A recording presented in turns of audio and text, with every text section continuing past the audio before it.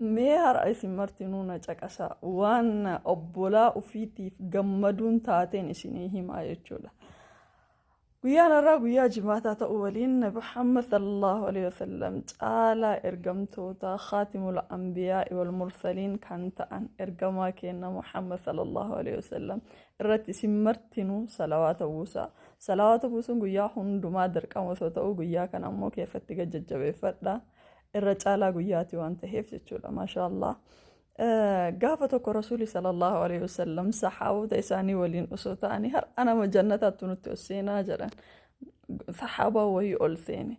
Sahaabaan kun sahaabota gurguddoo keessaa miti. Khulafaa raashidiina keessaa miti isinii galee sahaabonni gurguddoon martuu rasuula sallallahu alaihi wasallam marsanii ta'an silaa namni akkasitti yaadu yookiin sahaabaa keessa sahaabaa akkasi eegamam sahaabonni martinuu sadarkaalee adda addaa qabu. Khulafaa raashidiina jira, saabiqul awwaluuna jira, ammalleen immoo ashral mubashiriina jira, warra iccitii warra waan hedduun beekamantu jira.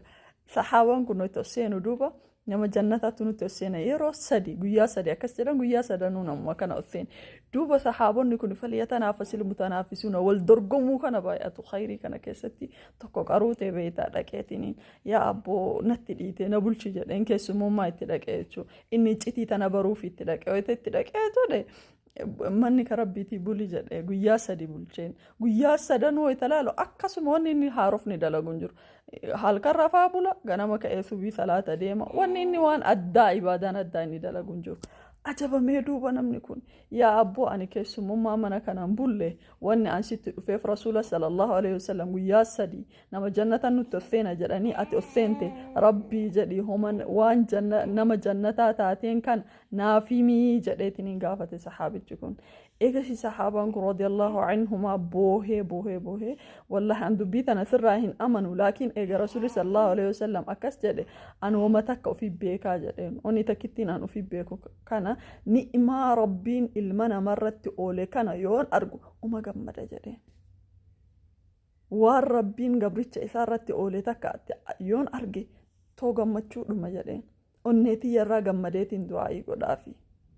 Tana wanni rabbiin abbeeku jedheen haadha akbar tanatu waan guddaa jedhaan fiigaa tare jechuudha. Obboleeyyan keessan irratti gaafa rabbiin ni'imaa irratti oole gaafa isaan isin caalanii argitan gaafa isaan isinii ol ta'anii argitan gaafa rabbiin gartee yaadaa muraada isaanii gahee fi sii ol ta'ee argite gammadiif. Ati gammaduufiin keessun sababa jannataa sii ta'uu danda'a.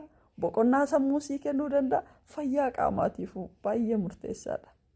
Nama tokko haasida namaa yookiin waanyoo namaa wanni rabbiin ittiin adabu tokkoffaan isuma boqonnaa sammuu isa dhorka. Ilmi namaa kun hundi boqonnaa qaba. Inni boqonnaa sammuu hin qabu. Ufin amanu naman amanu jireenyi isaa laaqamaadha. Namni waanyu jalqaba rabbiin tanaan isa fattana tanaan jazaa deebi'aaf.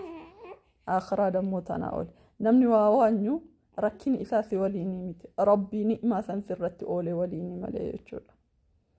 So haga dandeettanitti gammachuu obboleeyyan teessaniitiif gammada warra waliif gammadee jannata seenuu haa taasisu. Salaamu alaikum warahmatullahi wabarakaatu.